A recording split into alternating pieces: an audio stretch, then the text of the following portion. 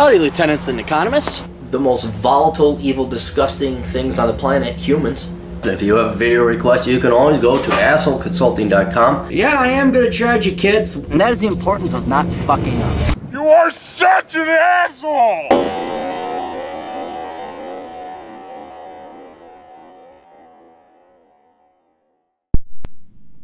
Hey everybody, the old captain here, and we got a video request, and we're gonna finally catch up today. We're gonna no more fucking around. Oh, let's go to Lake Havasu. And I know, you're all like, oh, it must be tough having to go to Lake. I didn't want to go. I just wanted to be. I wanted to be at home. It's nice in Minnesota during this time of year. Now we're in Vegas, 115 degrees. Anyway, so we're gonna catch up. Hey, Mr. Clary, thanks for the videos. They sometimes provide well-needed validation of my own similar opinions and have been a source of great information and occasional entertainment. In short, I'm a 25-year-old single male, no kids, no wife, don't want either Bakken oil employee. There you go. Probably were in your neck of the woods last week. I make $60,000 annually with $20,000 to $25,000 yearly in expenses. I got a GED, done nothing but skilled labor, aircraft, electrician, plumbing, general construction, roofing, etc. It is apparent that OPEC will tap out the U.S. It is apparent that that OPEC will tap out the U.S.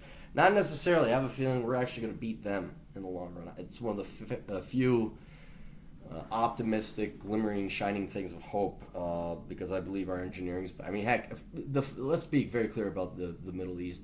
They rely heavily on Western technology. They're basically our bitch when it comes to that. So we'll help them pump it out of the ground. They own the vast majority of the oil. But I have a feeling that as fracking technology improves, I think you'll see it in our lifetime with the price per barrel that it becomes profitable. So don't necessarily abandon the Bakken oil field. As long as you're employed and you're making good money, I'd stick up there. Anyway, I have a post 9/11 GI Bill I want to use. I won't say what he said. The only problem is I don't know what to use it for. I need some suggestions on an economically viable 2 to 4 year degree or vocational career that is globally transferable in case worst comes to worst. And I have to leave the United States of Detroit.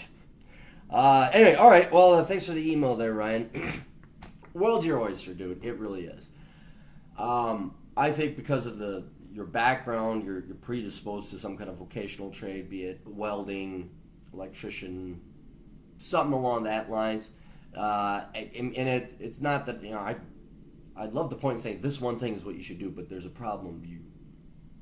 You could do all of them, you'd be pretty good. So you've had your hand at all these different vocations.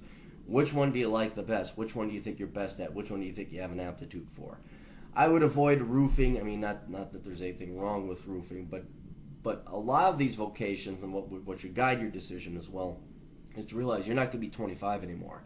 And this I see my brother, he was young, strong, ripped young man, and all of a sudden, what was it? He got in an accident, his arm didn't work quite as well, and his back is going. And dude ain't even 40 yet. And that's now he can't roof. So I would find trades that are not terribly physically demanding. Mechanic, diesel operator, good mechanic engine. But I'm trying to think what they are, because then you get more into the hard labor. Roofing is physically demanding. Siding is physically demanding. Construction, carpentry is setting up, framing houses. That's physically demanding. But if you go electrician, some kind of mechanic, diesel mechanics do make good money. And as you know, on the Bakken oil field, those guys make good cash as well. Whatever, the world is your oyster in that regard. So I would just look for something down the road that you could still be doing as a 60-year-old man and not, I got the gout, oh, my arthritis, I can't wire the wires no more, who dang. But, so you have that there. And then if you wanted to, it doesn't sound like you're this guy, but ain't nobody stopping you. I mean, if you want to do it, go do it.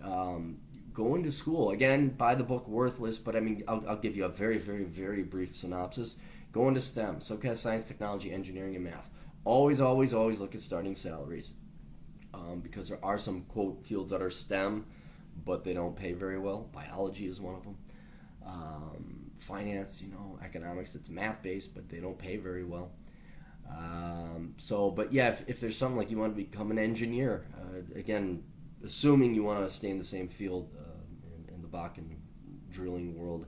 Petroleum engineering, again, not a bad one.